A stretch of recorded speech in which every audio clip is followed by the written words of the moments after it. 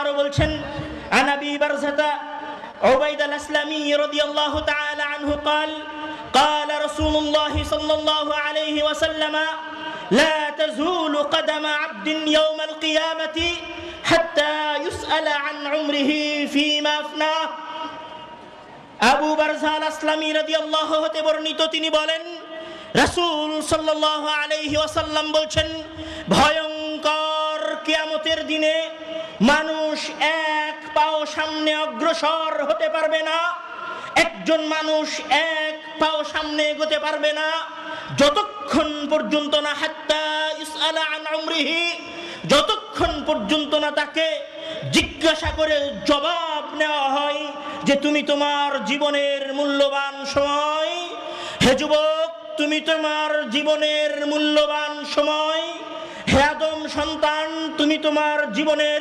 সবচেয়ে মূল্যবান সময় কোথায় পার করেছ?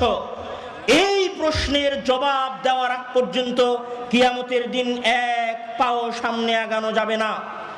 যুবকদের বিষয়ে রাসূল সাল্লাল্লাহু আলাইহি ওয়াসাল্লাম আরো একটি হাদিসে গুরুত্ব আরোপ করেছেন।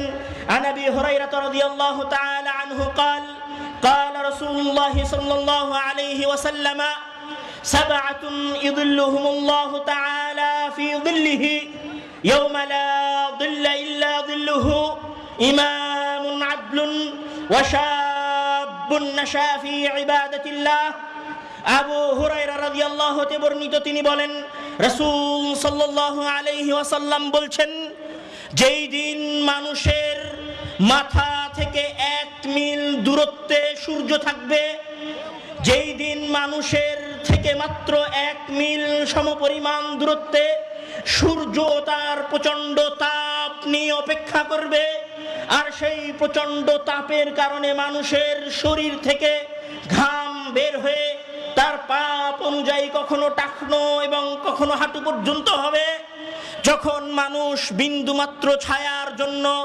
যখন মানুষ বিন্দুমাত্র পানির জন্য, যখন মানুষ সূর্যের ওই প্রখর তাপ থেকে বাঁচার জন্য ছটপট করে ছুটে বেড়াবে, তখন মহান আল্লাহ তাআলা 7 শ্রেণীর মানুষকে ওই ভয়ঙ্কর সূর্যের তাপ থেকে আশ্রয় প্রদান করবেন। সেই 7 শ্রেণীর মানুষের মধ্যে প্রথম শ্রেণীর মানুষ হচ্ছে ইমামুন আদলুন, ন্যায়পরায়ণ শাসক। আর সেই শ্রেণীর মানুষের মধ্যে দ্বিতীয় শ্রেণীর মানুষ হচ্ছে শাবুন নাশা ফি ইবাদাতিল্লাহ, এমন যুবক যেই যুবক তার যৌবনকাল কাটিয়েছে আল্লাহ তাআলার ইবাদতে। তাহলে আল্লাহ তাআলার আরশের ছায়া কিয়ামতের দিন ওই যুবক পাবে যেই যুবক 22-24 বছরে ক্লিন সেভ করে রেখেছে। ওই ভয়ঙ্কর দিনে মহান আল্লাহ তাআলার আরশের ছায়া পাবে ওই যুবক যেই যুবক টাকনোর নিচে প্যান্ট পরে রেখেছে। ওই ভয়ঙ্কর দিনে কি মহান আল্লাহ তাআলার আরশের ছায়ায় ছায়া পাবে ওই যুবক যেই যুবক তার 24-25 বছর বয়সে সালাত আদায় না করে, নামাজ না পড়ে, খেলা দেখার দোহাই দিয়ে, ক্রিকেট খেলার দোহাই দিয়ে সালাতে আসেনি। কখনো নয়, মহান আল্লাহ তাআলা তার আরশের ছায়া তলে ওই যুবককে কোনোদিনই ছায়া দিবেন না, বরং ওই ভয়ঙ্কর দিনে মহান আল্লাহ তাআলার আরশের ছায়ায় ছায়া পাবে ওই যুবকই যেই যুবক যৌবনকালে আল্লাহ তাআলাকে ভয় করে, আল্লাহ তাআলার কথাকে স্মরণ করে দাড়ি বড় করেছে, টাকনোর উপরে প্যান্ট পরিধান করেছে, পায়জামা পরেছে এবং 5 ওয়াক্ত সালাত আদায় করেছে। রাসূল সাল্লাল্লাহু আলাইহি ওয়াসাল্লামের এই কয়েকটি হাদিস আমাদের সামনে স্পষ্টভাবে প্রমাণ করে যে ইসলামে মহান আল্লাহ তাআলার কাছে, রাসূল সাল্লাল্লাহু আলাইহি ওয়াসাল্লামের কাছে যুবকদের বিশেষ গুরুত্ব রয়েছে।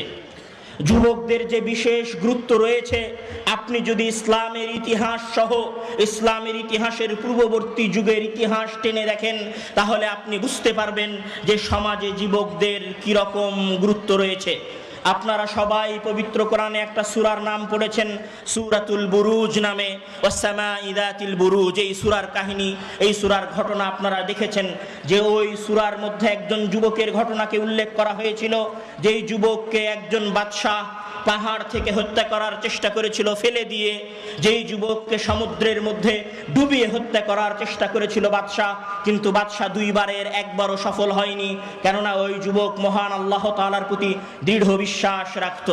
যুবক দুইবার হত্যা করার চেষ্টা করার পরেও যখন বাদশাহ তাকে হত্যা করতে পারলো না, তখন ওই যুবক ওই বাদশার কাছে গিয়ে বলল, আপনি যদি আমাকে হত্যা করতে চান তাহলে আপনার সমাজের সকল মানুষকে একটা মাঠে একত্রিত করুন এবং সেখানে খেজুর গাছের সাথে ঝুলিয়ে আমার দিকে তীর নিক্ষেপ করুন। এই কথা বলে যে বিসমি রব্বি হাযাল গোলাম, এই প্রতিপালক, এই যুবকের প্রতিপালকের নামে তীর নিক্ষেপ করলাম। বাদশাহ মনে মনে ভাবলো, এই যুবককে আমি দুইবার হত্যা করার চেষ্টা করেছি, একবার পাহাড় থেকে ফেলে দিয়ে, একবার পানিতে ডুবিয়ে, কিন্তু আমি দিনদার, এই পরহেজগার মুত্তাকি যুবককে হত্যা করতে পারিনি, এবার তো তাকে হত্যা করার সুযোগ পেয়েছি। সকল মানুষকে মাঠে জমা করলেন। মাঠে জমা করার পরে যুবককে ঝুলানো হলো এবং যুবকের দিকে তীর নিক্ষেপ করা হলো। বিসমি রব্বি হাযাল গোলাম, এই যুবকের প্রতিপালকের নামে তীর নিক্ষেপ করলাম। এই কথা বলে তীর নিক্ষেপ করা হলো। ওই যুবক মারা গেল, কিন্তু ওই যুবকের চারপাশে যত মানুষ একত্রিত হয়েছিল তারা সমস্বরে বলে উঠল, আমান্না বিরব্বি হাযাল গোলাম, আমরা এই যুবকের প্রতিপালকের উপরে ঈমান আনলাম। এই যুবকের ঈমান, এই যুবকের শহীদ হয়ে যাওয়ার এই ঘটনা এবং তার আশেপাশের সকল মানুষের ওই শহীদ হয়ে যাওয়ার দৃশ্য দেখে আমান্না বিরব্বি হাযাল গোলাম, এই বাক্য এটা প্রমাণ করে যে একজন যুবক তার জীবনের বিনিময়ে, একজন যুবক এই দুনিয়া থেকে ছেড়ে চলে যাওয়ার বিনিময়ে একটা পুরো সমাজকে পরিবর্তন করতে পারে। কিন্তু আমাদের দেশে, আমাদের সমাজে হাজারো হাজারো লক্ষ লক্ষ যুবক আছে, কিন্তু আমরা আমাদের এই সমাজকে পরিবর্তন করতে পারিনি।